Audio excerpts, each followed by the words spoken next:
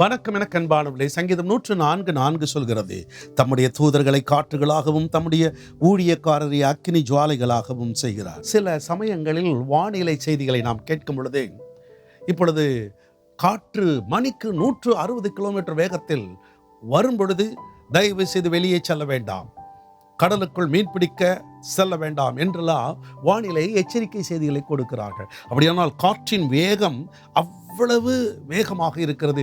காற்று அடிக்கும் பொழுது எல்லாம் அப்படி ஒன்றுமில்லாமல் சீர்கட்டு போகிறது. ஆனால் தேவன் தம்முடைய தூதர்களை அப்படிப்பட்ட காற்றுகளாக வைத்திருக்கிறார். நீங்கள் அழைக்கும் பொழுது அந்த தூதர்கள் பணிவிடை செய்யும் பொழுது அத்தனை வேகமாக ஓடி வருகிறார்கள்.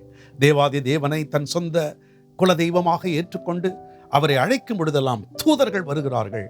அந்த வேகத்திலே நமக்கு அற்புதங்களை செய்கிறார்கள்.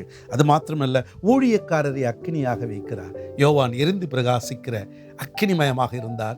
ஏன் இன்றைக்கும் அப்படிப்பட்ட மனிதர்களில் நீங்களும் ஒருவராக இருக்க நான் வேண்டுகிறேன். கர்த்தர் உங்களை ஆசீர்வதிப்பாராக.